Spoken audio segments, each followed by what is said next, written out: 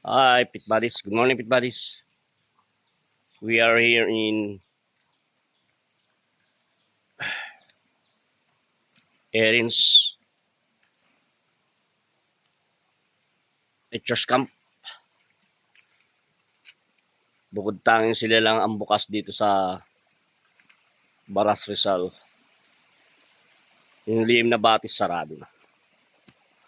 Pinasarado. So, dito tayo sa kanilang papuntang grotto. If you want to visit Erin's Erin's Camp. Yan ang view niya.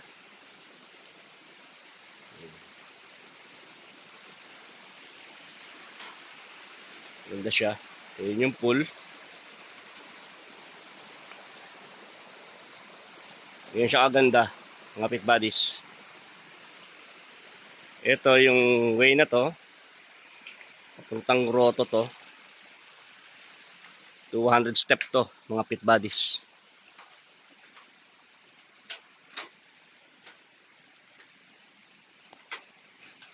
Check this place. Search nyo lang. Erin's. Ito na yung upstairs. Yan. Gusto nyo mag-exercise, dito kayo sa taas. 200 step to. Yun.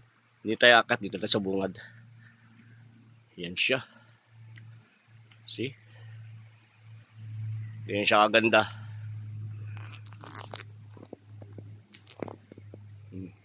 Medyo masukal na siya ngayon.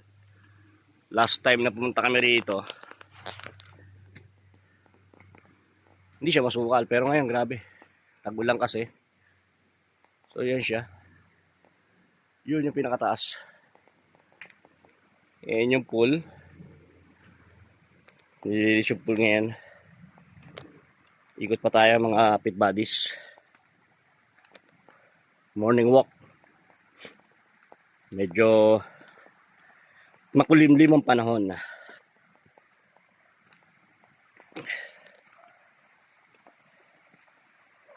Kita nyo naman. Oh, tarik niyan mga Pit Buddies. Pero good exercise siya. Tamad lang umakyat. Be-breakfast na kasi kami.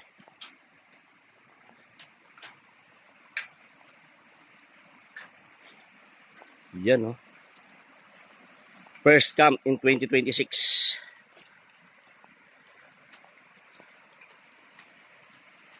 Yan siya. Ayan yung pool, mga Pit Buddies. The first pool. Yung second pool, nasa taas pa. Medyo, yun lang dito, makapapagod kapag pupunta ka ng sa kabilang pool, sa malalim na pool. Ito medyo malalim na rin siya. 6 feet yung dulo. Ayan yung ilog niya. Try nyo yung visit mga Pit Buddies. Ayan yung weather. Napakadilim. Kaya maaga kaming babiyahe. Mahirap abutan ng malakas na ulan sa biyahe. Ayan yung surroundings ng Erin's.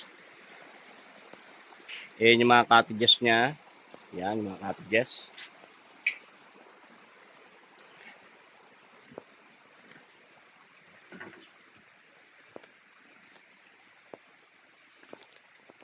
Siya.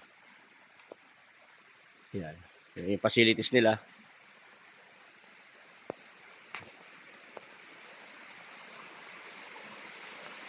Ayan.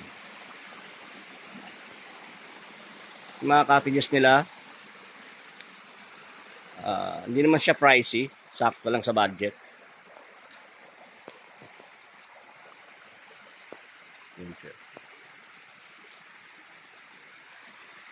Mga cottages niya nagre-range ng 1.5, 1.8. Yung group, mga 10 person, 1.8 lang.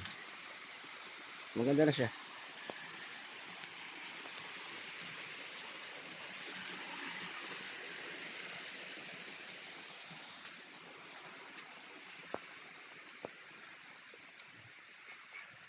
Yan siya.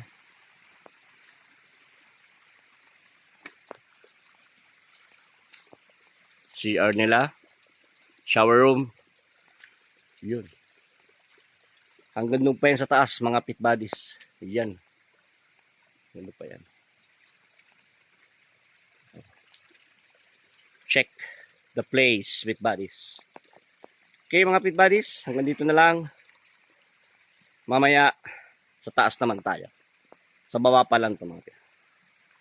Be fit and be safe. Ciao!